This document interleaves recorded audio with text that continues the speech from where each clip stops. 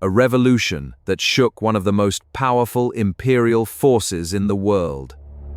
A rebellion that made the British realize for the first time that India was not just a colony. Indeed. But the most interesting thing is, even today historians do not fully agree on what the 1857 event truly was. Was it merely a revolt by a few angry soldiers? No, it's spreading. This is bigger. Or was it the first great battle for India's freedom? On one hand, the British call it the Sepoy Mutiny. On the other, Indian history calls it the First War of Independence. But what is the truth? And what exactly happened that united thousands of soldiers, kings, farmers, and common people against British rule? Today, we will uncover the complete story of the 1857 uprising. A story that changed the future of both India and Britain. To understand the revolution of 1857, we must go back a little, approximately 100 years. The year 1757, the Battle of Plassey.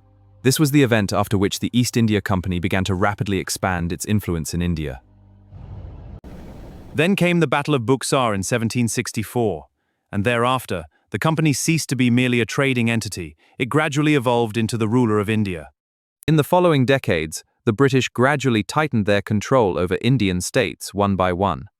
Sometimes through war, sometimes through treaties, and sometimes through political manipulation. But the most significant change occurred in 1848, when Lord Dalhousie became the Governor-General of India. Dalhousie had a policy, the doctrine of lapse. According to this policy, if an Indian ruler had no biological heir, his kingdom would automatically be annexed by the British. It may sound like an administrative rule, but for Indian rulers, it was a direct attack on their very existence. Satara, Jhansi, Nagpur, and many other prince states were annexed into the British Empire under this very policy. Rani Lakshmibai of Jhansi opposed this. However, the British did not heed her words, and it was precisely here that a new spark of discontent was ignited. But it wasn't just the kings who were angry. Farmers were suffering too. The British tax system had placed immense pressure on the rural economy. In many regions, farmers were even losing their land. Traditional industries were collapsing. Raw materials were being shipped to Britain, and finished goods were being sold back in India. This deeply affected local artisans and traders. Thousands began losing their livelihoods. But no one had any idea that the biggest explosion was yet to come. And that explosion was going to come from within the army. For the Indian soldiers serving in the British Army were also gradually becoming discontented. Their pay was low, and opportunities for promotion were limited. And according to Bal Gangadhar Tilak, the behavior of British officials was so humiliating that no civilized society could have tolerated it. Indian soldiers began to feel that they were fighting only for the British Empire, but receiving no respect in return. And then came that controversy which turned the entire atmosphere into a powder keg. The Enfield rifle. The new Enfield rifle was introduced in the Indian Army during 1856 and 1857. The end of the cartridge for this rifle had to be bitten off with one's teeth.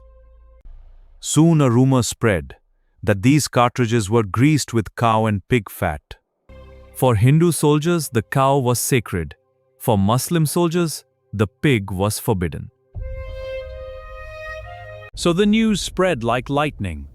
British officials tried to provide clarification, but it was too late. Trust had been broken.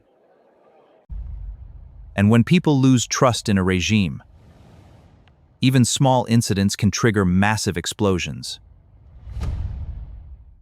But no one had any idea that just a few weeks later, a soldier's name was destined to be etched in history. That soldier's name was Mangal Pandey. But no one had any inkling of what was about to happen.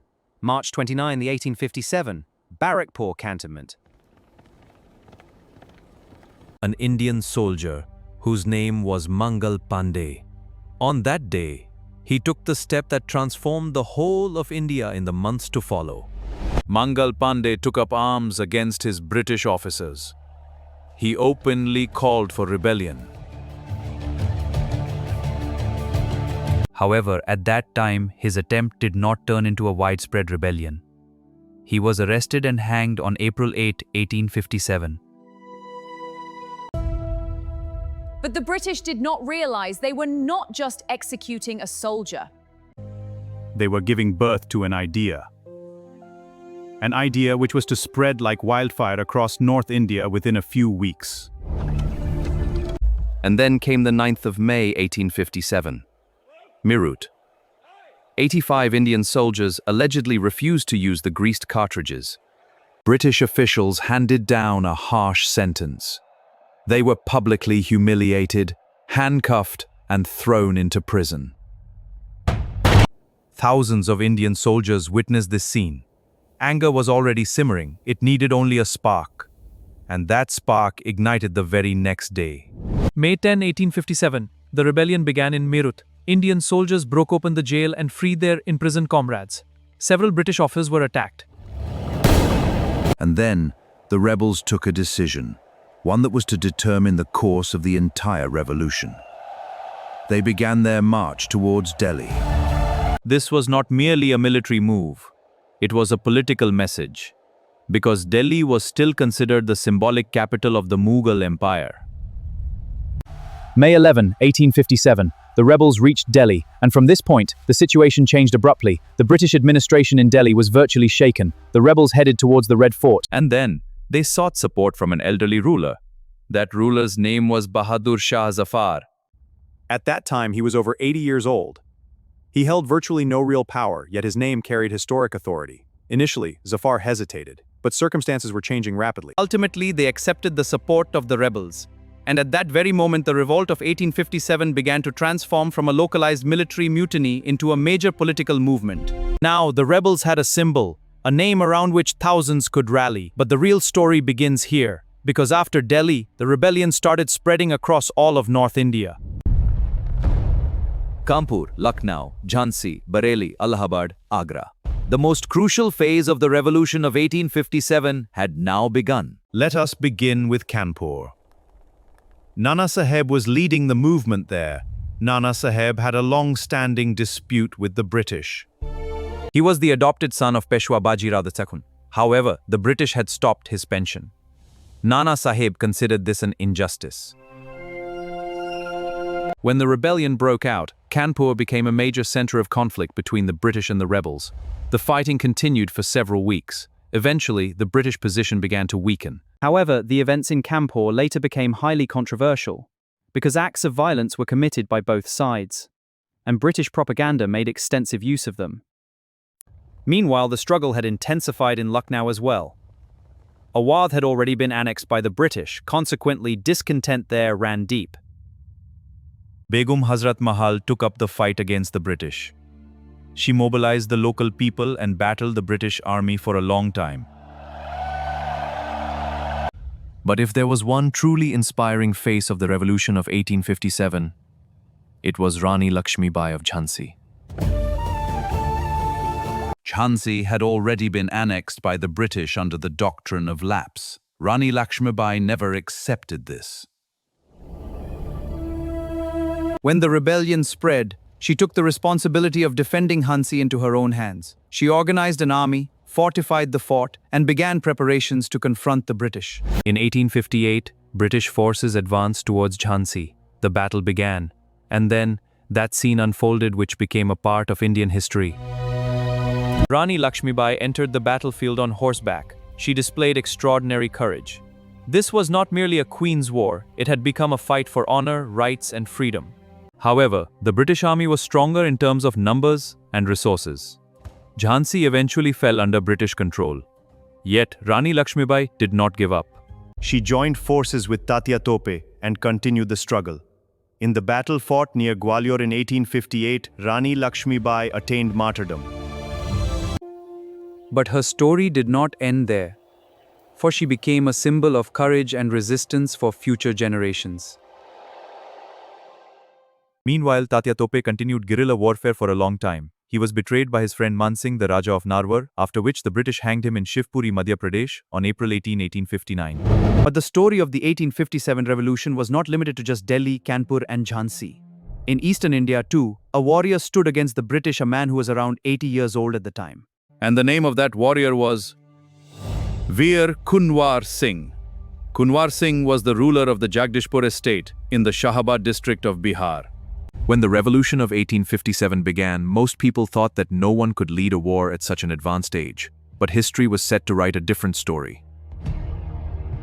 In July 1857, mutinous soldiers from the Danapur cantonment reached Jagdishpur, and Kunwar Singh accepted the leadership of the rebellion against the British. The year was 1858. Kunwar Singh was crossing the Ganges River with his army. Just then, the British attacked him. A bullet struck his arm. The wound was so severe that there was a risk of infection spreading.